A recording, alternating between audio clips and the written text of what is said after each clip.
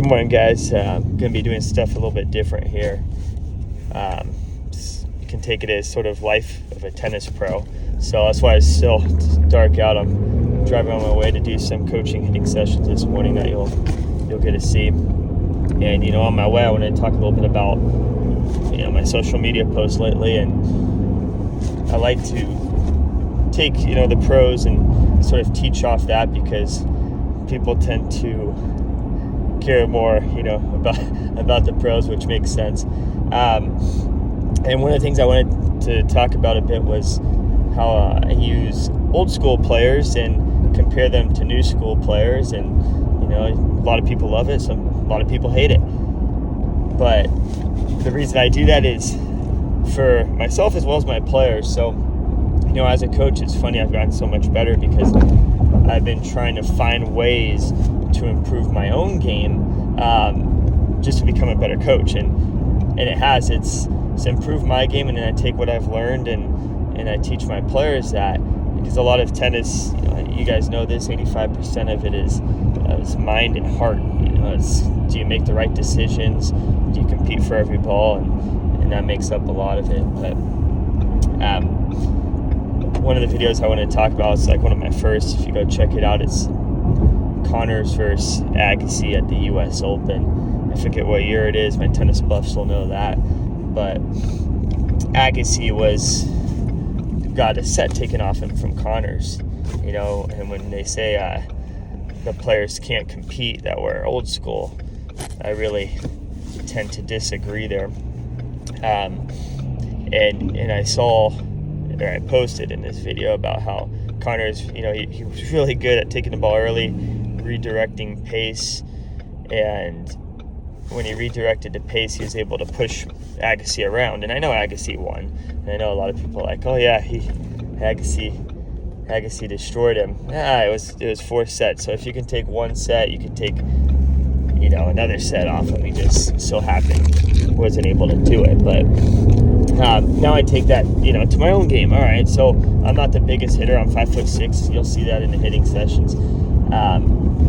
I hit a really flat ball, so I do really well when I'm able to get that ball that I can flatten out and then do something with and come towards the net. I love coming to the net. The issue is because I am small, enough firepower at the higher level. So that's why I've started watching these guys. I started watching Connor, started watching McEnroe. That was the initial part, right? And I went back, I was like, all right, so Connors could do this to Agassi. And then I tried to watch him play all the next generation players, like Agassi. Lendl was a little bit after him as well. And I did the same thing with McEnroe too. McEnroe played a little bit later into 92, 93. I know Connors played in 92, but it's not as much video of him playing guys like McEnroe played Goran. He played Mario Ancic later in 2006, I think in his 40s after he was retired. So I would check these out, and I would say, all right, how can a guy with less firepower compete with a guy with more firepower? And it's a placement. It's the placement of the serves. It's the change of paces.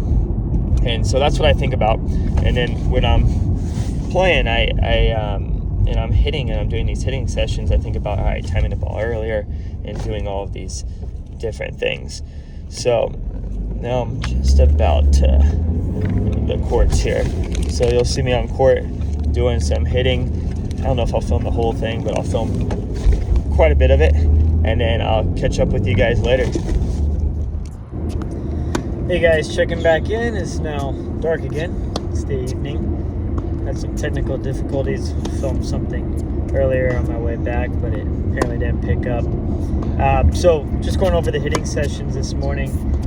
You can tell this guy that I worked with this morning, it was more of a hitting session, so it just depends. Well, hitting sessions with point play, sorry. So with those sessions, it's, I try and find my game, especially with more of a spin style player. I try and really step into the ball in the beginning. I only play probably about 30 minutes once a week if I'm lucky now, that aren't actual lesson type sessions. So it's finding a rhythm, and I did that. Worked on taking the ball early. I was early quite a bit, which is why I was coming over the ball a little too much in certain spots. But that was like the first hour and a half was just playing in the 11s, playing the tiebreakers. After that, went on to a hitting session with a more of an old school style player, and you see that in the video. The points were, we didn't play points, but the hitting was a lot longer. We're both rhythm style players where we like a flatter ball, so we hit through the court a lot more, and so that makes timing a lot easier than you saw the first guy was more of a loopy ball, so it's up to me to time the ball really well, bring it back down to create a rhythm for us. So that was how the morning session went. This evening I worked with my first group. Well, before my first group was a little girl who's trying to get into more of competitive tennis. She's an orange ball player, and you could tell she had pretty good strokes from the beginning, but it's more hand-eye coordination. So after I worked with her a bit, I hitting back and forth, just rallying, just trying to get more and more reps in. I worked on the technique of her stroke, so just getting that racket drop back. And that's the trick, is to see, do kids gravitate more towards the circular motion or more of the shortened up motion that you see today? And what I'm finding is most players like that shortened up motion where the racket's up and we're dropping it straight back down, because that just ensures that they get the racket into the pat to dog position so that they can go to contact point. So we worked on that, and then it looked really good. And then I went back. I did that with ball tosses, and then I went to feeding. And then once feeding happened, that's where that hand-eye coordination, you could see that that's the crucial thing that's holding her back. That's where her game started to break back down, and she had some technical issues in her swing.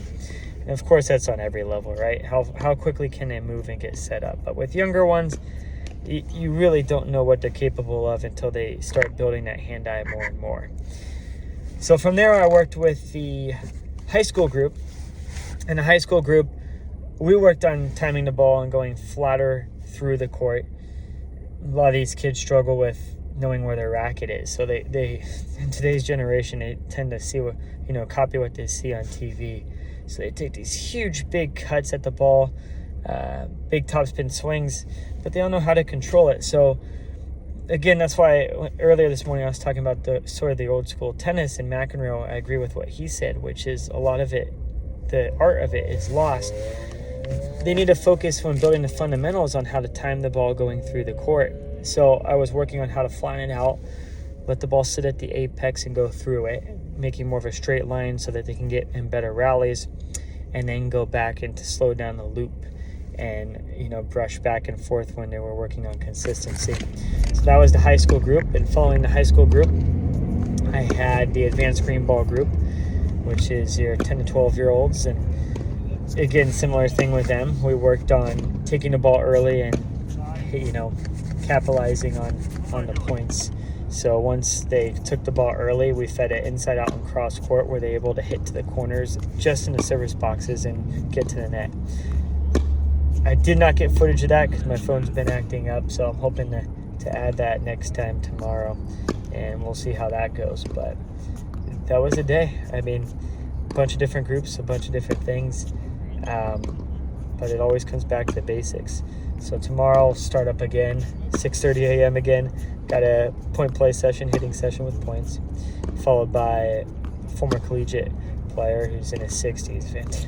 Fantastic player. Likes to hit the full hour without water, so he's tough. And you'll see more of an old school style player again too. And so that will be what's in store for tomorrow. And again, we have the clinics in the evening. So hopefully I can get more footage of that for you guys. Till next time.